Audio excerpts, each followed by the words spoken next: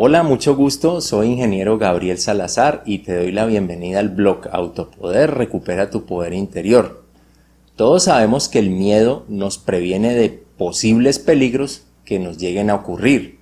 Sin embargo, el miedo excesivo en nuestra vida nos puede generar más problemas. Si quieres enterarte más de esta información y este tema, te invito a quedarte en este video para que lo analicemos. Comenzamos.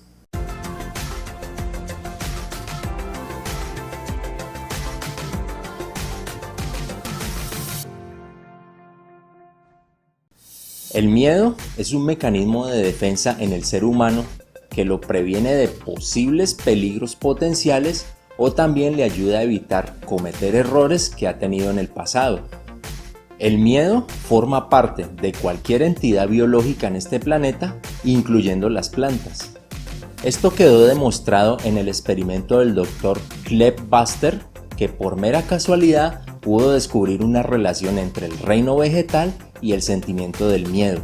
En resumen, el Dr. Buster era un pionero del polígrafo y en una oportunidad, cuando unos periodistas quedaron de visitarlo en su laboratorio, él, para ganar tiempo, decidió experimentar con una planta. Él conectó a las hojas de esta planta los electrodos del polígrafo y de inmediato la regó con agua y asombrosamente el polígrafo generó la curva típica de excitación porque la planta estaba recibiendo en este momento agua. Como buen científico, él se preguntó ¿qué pasaría si yo quemara una hoja de la planta? A lo cual asombrosamente el polígrafo generó una curva negativa que indicaba que había una amenaza de esta entidad. Como podemos ver, el miedo es un mecanismo básico que tiene la naturaleza, pero lamentablemente los seres humanos nos hemos acostumbrado a vivir con él permanentemente. Podemos ver el caso de una leona cuando está detrás de una manada objetivo.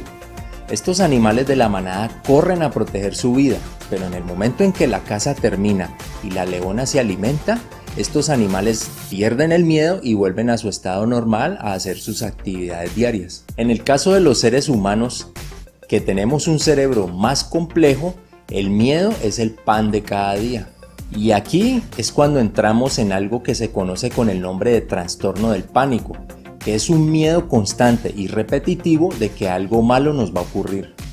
De hecho, muchas veces vemos esto en nuestro día a día cuando pensamos que si todo nos está saliendo bien, en algún momento esperamos una desgracia que equilibre nuestra vida. Y esto es lo que hace que constantemente vivamos en pánico pensando que nos va a pasar algo malo en cualquier cosa que estemos haciendo. ¿No te ha llegado a ocurrir alguna vez que estás viajando y te imaginas que va a ocurrir un accidente en carretera o en el avión en que vas? O también cuando estamos totalmente sanos, pensamos que de un momento a otro vamos a caer en cama por alguna enfermedad.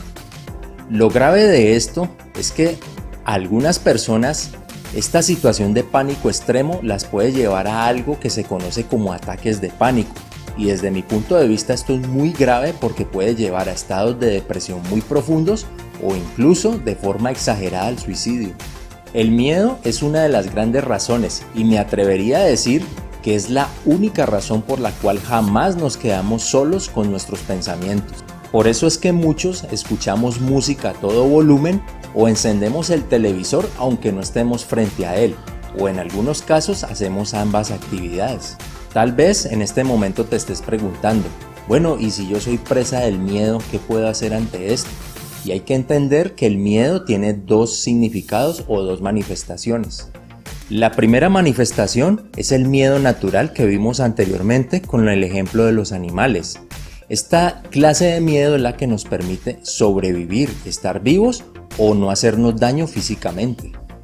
La segunda manifestación es la que podríamos decir que es grave, pues nos produce el miedo una situación imaginaria que creemos que nos podría llegar a pasar. Si tenemos en cuenta estas dos definiciones, podemos decir que respecto a la primera, es decir, la forma natural, no podemos hacer nada ni deberíamos hacer nada, ya que esta nos es útil, nos está sirviendo.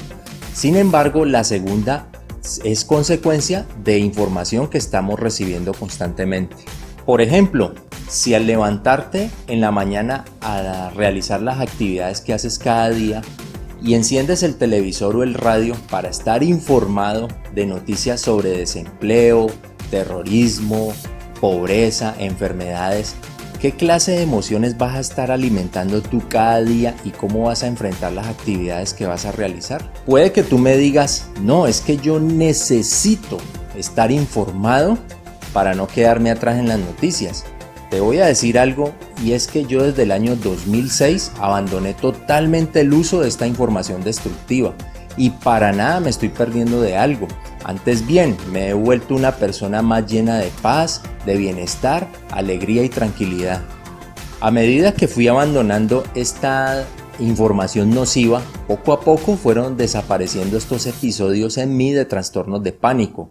Y se puede decir que el último que recuerdo fue en el año 2010 y más o menos duró entre 10 a 15 minutos.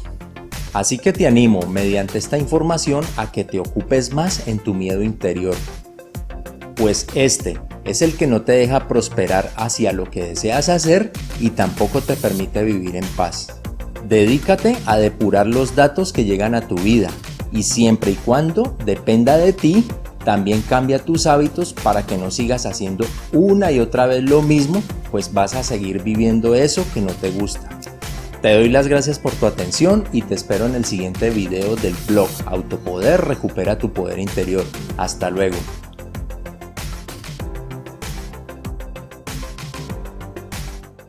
Mecanismo que nos previene de posibles problemas que podamos tener. Sin embargo, a este mismo miedo nos podría... No, es más de serio.